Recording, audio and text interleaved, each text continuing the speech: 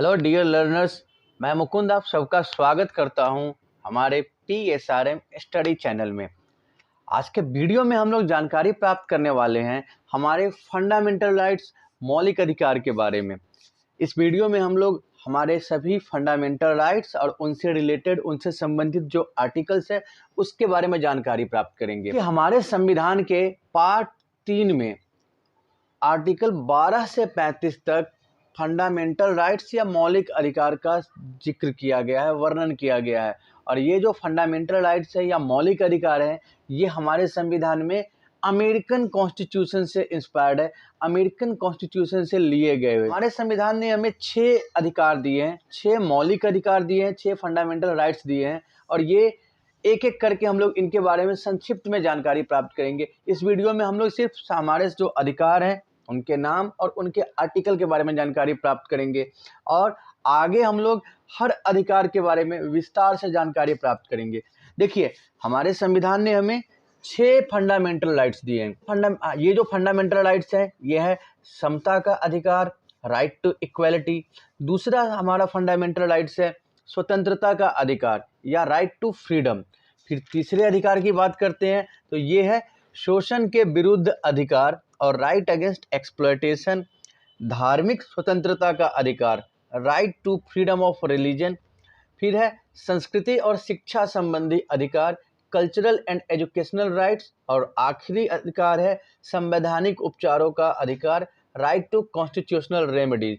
तो ये 6 अधिकार हैं, ठीक है ना। समता का अधिकार, स्वतंत्रता का अधिकार, शोषण के विरुद्ध अधिकार, धार्मिक स्वतंत्रता का अधिकार, संस्कृति और शिक्षा संबंधी अधिकार और संवैधानिक उपचारों का अधिकार। तो हम लोग अब एक एक करके इन अधिकारों के बारे में, इनके आर्टिकल्स के बारे में भी जानकारी प्राप्त करते हुए चलते हैं। सबसे पहले हम लोग देखते हैं समता का अधिकार और राइट टू इक्वलिटी। देखिए, फंडामेंटल राइट्स का जिक्र ना आर्टिकल 12 से 35 तक किया गया है। तो ये आर्टिकल 12 और 13 ना ये राज्य की परिभाषा से ही संबंधित है। तो हम लोग फंडामेंटल राइट्स को आर्टिकल 14 से लेके आर्टिकल 32 तक मेनली कंसीडर करेंगे, ठीक है ना। राइट टू इक्वलिटी और समता का अधिकार हमारे कॉन्स्टिट्यूशन में आर्टिकल 14 से लेके आर्टिकल 18 तक है, अनुच्छेद 14 से अनुच्छेद 18 तक। इसमें जो इस अधिकार के अंतर्गत जो सबसे पहला अधिकार है वो है विधि के समक्ष समानता एवं विधि द्वारा समान संरक्षण। यहाँ पे देखिए, कानून की नज़र में सभी नागरिक, भारत के सभी नागरिक बराबर माने जाते हैं और भारत का कानून सभी नागरिकों को सुरक्षा देगा, समान रूप से बिना किसी भेदभाव के सुरक्षा देगा। तो विधि के समक्ष समानता एवं विधि द्वारा समान संरक्षण, अनुच्छेद 14, अनुच्छेद 14, इसको हम लोग इंग्लिश में देखते हैं तो equality before law and equal protection of laws, article 14। Okay, right to equality में दूसरा अधिकार हम लोग देखते हैं धर्म, वंश, लिंग, जाति, क्षेत्र, संस्कृति, इन सब के आधार पर किसी भी प्रकार का भेदभाव नहीं किया जा सकता है। So equality irrespective of religion, race, gender, caste, region and culture. Article 15 ensures equality without any discrimination based upon religion, language, culture, skin color, caste। Article 15 ना हमें समानता का अधिकार देता है कि हर आदमी के साथ किसी भी प्रकार का भेदभाव नहीं हो सकता है, किसी भी आधार पर भेदभाव को बैन किया जाएगा, आर्टिकल 15। फिर हम लोग देखते हैं आर्टिकल 16। आर्टिकल 16 ना सार्वजनिक रोजगार के मामलों में अवसरों की समानता देता है, यानी ये सरकारी नौकरी में सभी के लिए बराबर मौके की बात करता है, आर्टिकल 16। आर्टिकल 16 और अनुच्छेद 16। Article 16 provides equality of opportunity in public employment. Article 16 provides equality of opportunity in public employment. Okay, फिर हम लोग नेक्स्ट आर्टिकल की बात करते हैं, आर्टिकल 17 अनुच्छेद 17। ये बहुत इंपॉर्टेंट है, ये आप लोग बहुत अच्छे से याद रखेंगे। इस आर्टिकल के द्वारा ना हमारे देश में अस्पृश्यता या छुआछूत या अनटचेबिलिटी को बैन किया गया था। सो अस्पृश्यता को प्रतिबंधित किया गया है अनुच्छेद 17 के द्वारा। Article 17 abolishes untouchability. ये काफ़ी इंपॉर्टेंट है, आप सभी लोग इसको बहुत अच्छे से याद रखेंगे क्योंकि ये फ्रीक्वेंटली पूछे जाते हैं। और राइट टू इक्वलिटी में हम लोग आर्टिकल 18 में देखते हैं एंड ऑफ टाइटल्स। देखिए अंग्रेजों के टाइम में जो लॉयल्टी दिखाते थे इंडियन रूलर्स उनको, या इंडियन जो भी सिटीजन थे जो लॉयल्टी दिखाते थे, तो उन्हें अंग्रेजों की तरफ से रिवॉर्ड में टाइटल दिया जाता था, उपाधि दी जाती थी, तो इसको बैन किया गया। ठीक है ना। So article 18 end of titles. ठीक है, ये राइट टू इक्वलिटी 14 से 18 तक हम लोगों ने देखा आर्टिकल्स में। अब बात करते हैं सेकेंड फंडामेंटल राइट, स्वतंत्रता का अधिकार, right to freedom.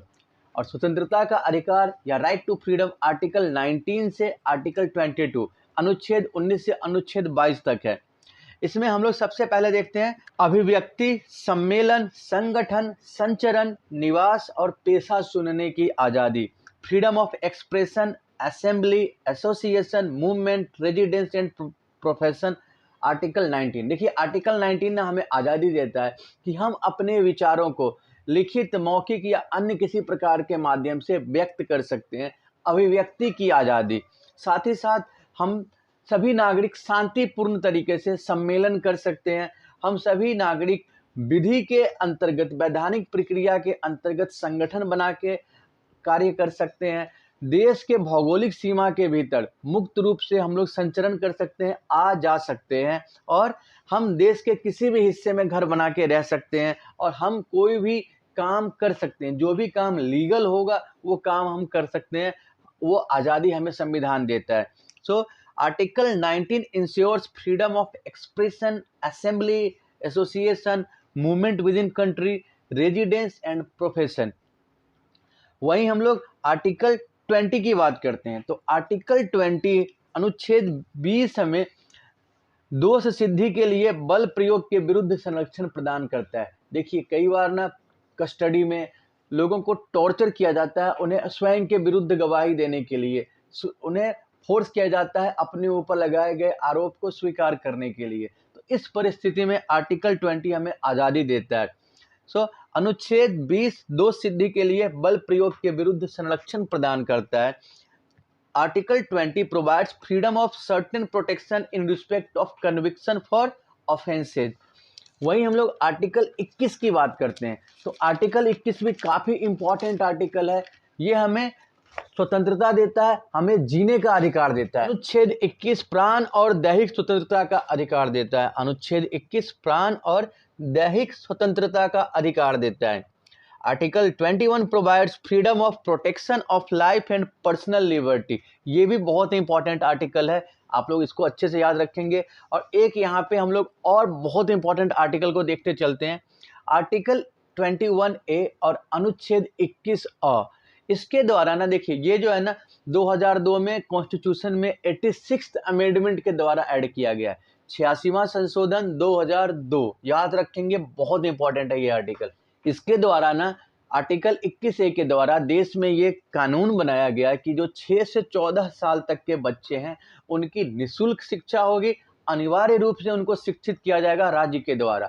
So article 21A added to the constitution by 86th amendment in 2002 ensures free and compulsory education for all children between 6 and 14 and their education will be sponsored by the state। देखिए राज्य के द्वारा 6 से 14 साल के सभी बच्चों को मुफ्त और अनिवार्य शिक्षा दी जाएगी। आर्टिकल 21 से बहुत इंपॉर्टेंट आर्टिकल है, इसका हमेशा ध्यान रखेंगे आप लोग। ठीक है, फिर हम लोग बात करते हैं आर्टिकल 22 अनुच्छेद 22। तो अनुच्छेद 22 जो है ना वो कुछ परिस्थितियों में देश के नागरिकों को गिरफ्तारी के विरुद्ध संरक्षण प्रदान करता है। So article 22 provides freedom of protection against arrest and detention in certain cases. Okay, फिर हम लोग देखते हैं शोषण के विरुद्ध अधिकार, तीसरा मौलिक अधिकार है ये right against exploitation, article 23 and 24। Article 23 ना मानव व्यापार और बलात्सर्म को प्रतिबंधित करता है, यानी मानव व्यापार, मानव की तस्करी अपने फायदे के लिए, निजी स्वार्थ के लिए, मानव अंगों की खरीद बिक्री, मानव की खरीद बिक्री। जैसे आप देखते हैं कि कई बार बच्चों को किडनैप किया जाता है, उनसे भिक्षावृत्ति करवाई जाती है, औरतों को, लड़कियों को बेचा जाता है, उनसे वेश्यावृत्ति करवाई जाती है, उन्हें देह व्यापार के धंधे में धकेला जाता है। तो इन सब कामों को प्रतिबंधित किया गया है। साथ ही साथ किसी भी व्यक्ति को उसकी इच्छा के विरुद्ध किसी कार्य के लिए बाध्य नहीं किया जा सकता है। ये आज़ादी आर्टिकल 23 के द्वारा दी जाती है देश के नागरिकों को। So article 23 prohibits of human trafficking and forced labour. वहीं आर्टिकल 24 बाल मजदूरी को प्रतिबंधित करता है। सो बाल श्रम 14 साल से कम आयु के बच्चों के लिए किसी भी प्रकार के उन्हें हानिकारक कार्यों में बाध्य नहीं किया जा सकता है। आर्टिकल 24 प्रोहिबिट्स चाइल्ड लेबर, ठीक है ना। तो शोषण के विरुद्ध अधिकार, ये आर्टिकल हम लोग आर्टिकल 23 और 24 देखते हैं। फिर चौथा मौलिक अधिकार, फोर्थ फंडामेंटल राइट्स हमारा होता है धार्मिक स्वतंत्रता का अधिकार, right to freedom of religion, और ये अनुच्छेद 25 से लेके अनुच्छेद 28 तक है, ठीक है। इसमें हम लोग देखते हुए चलते हैं। तो अनुच्छेद 25 के अंतर्गत अंतःकरण और धर्म आचरण की आज़ादी और धर्म प्रचार की स्वतंत्रता है।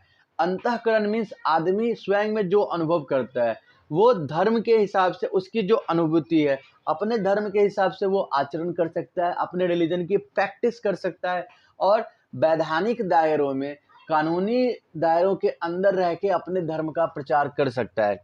So article 25 ensures freedom of conscience and free profession, practice and propagation of religion.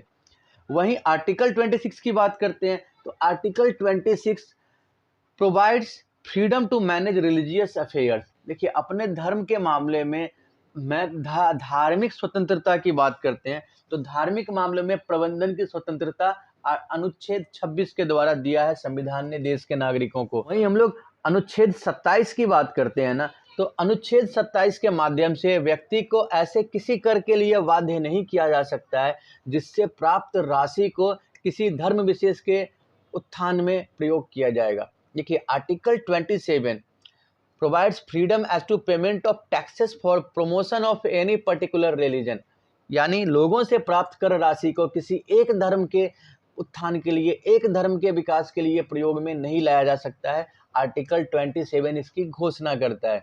वहीं आर्टिकल 28 की बात करते हैं तो आर्टिकल 28 ना सरकार के द्वारा प्रायोजित, सरकार के द्वारा वित्त प्रायोजित किसी भी शिक्षण संस्थान में सभी कार्यक्रमों को, सभी योजनाओं को प्रतिबंधित करता है जिससे किसी एक धर्म को बढ़ावा मिले।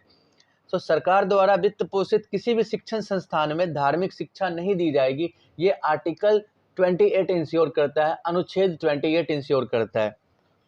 तो धार्मिक स्वतंत्रता का अधिकार ये अनुच्छेद 25 से 28 तक था, 25 से 28 तक है। वहीं हम लोग पांचवें मौलिक अधिकार की बात करते हैं तो यह है संस्कृति और शिक्षा संबंधी अधिकार, ये अनुच्छेद 29 से 30 में आते हैं। संस्कृति और शिक्षा संबंधी अधिकार, कल्चरल एंड एजुकेशनल राइट्स, अनुच्छेद 29-30। इसमें हम लोग अनुच्छेद 29 में देखते हैं तो अल्पसंख्यक वर्ग की भाषा, लिपि और संस्कृति को संरक्षण प्रदान किया गया है अनुच्छेद 29 के द्वारा। Article 29 provides protection of interest of minority to conserve their language, script and culture. वहीं आर्टिकल 30 अनुच्छेद 30 की बात करें तो ये अल्पसंख्यक वर्ग के द्वारा शैक्षणिक संस्थानों की स्थापना करना और उनके प्रशासन का अधिकार देता है। अनुच्छेद 30 अल्पसंख्यक वर्गों को शैक्षणिक संस्थानों की स्थापना और उसके प्रबंधन का अधिकार देता है। Article 30 provides right for minorities to establish and administer educational institution of their choice. वहीं हम लोग बात करते हैं आर्टिकल 32 सबसे आखिरी वाले मौलिक अधिकार की बात करते हैं, संवैधानिक उपचारों का अधिकार, ठीक है ना। तो संवैधानिक उपचारों के अधिकार, राइट टू कॉन्स्टिट्यूशनल रेमेडीज। देखिए, ये सबसे महत्वपूर्ण अधिकार है, इसीलिए डॉक्टर भीमराव अंबेडकर ने इसे हमारे संविधान की आत्मा का है, ठीक है ना। तो ये soul of the Indian constitution आप कह सकते हैं। देखिए, ऊपर हम लोगों ने जो भी 5 अधिकार देखे हैं, चाहे वो राइट टू इक्वालिटी हो, राइट टू फ्रीडम हो, राइट अगेंस्ट एक्सप्लॉयटेशन हो, right for freedom of religion हो, या कल्चरल एंड एजुकेशनल राइट्स हो, अगर इनमें से किसी भी राइट्स को वायलेट किया जाता है, किसी भी प्रकार से किसी आदमी के ऊपर के 5 अधिकारों में कटौती होती है, तो उस परिस्थिति में वो आदमी, वो नागरिक सुप्रीम कोर्ट और हाई कोर्ट में शरण ले सकता है, सुप्रीम कोर्ट और हाई कोर्ट से सहायता मांगेगा और उच्च न्यायालय और सर्वोच्च न्यायालय के द्वारा इस बात की व्यवस्था की जाएगी कि पीड़ित व्यक्ति को उसके अधिकार सुनिश्चित किए जाए, मिले। ठीक है ना। सो ये आर्टिकल 32 मूल अधिकारों के प्रवर्तन के लिए न्यायालय जाने का अधिकार देता है। Article 32 ensures issuance of direction और ऑर्डर्स और writs by the Supreme Court and high courts for enforcement of these fundamental rights. जब हमारे मौलिक अधिकारों की पूर्ति नहीं होती है तो उस परिस्थिति में जुडिशियरी, सुप्रीम कोर्ट या हाई कोर्ट जो ऑर्डर देते हैं उसे रिट भी कहते हैं, तो रिट इशू करती है ताकि जो विक्टिम है उसके राइट्स उसको मिल सके। तो ये हम लोगों ने हमारे संविधान द्वारा प्रदान किए गए नागरिकों के मौलिक अधिकार और उनके आर्टिकल के बारे में जानकारी प्राप्त की है, और मैं आशा करता हूं कि अब हमारे फंडामेंटल राइट्स से रिलेटेड जो आर्टिकल है वो आप समझ गए होंगे। धन्यवाद।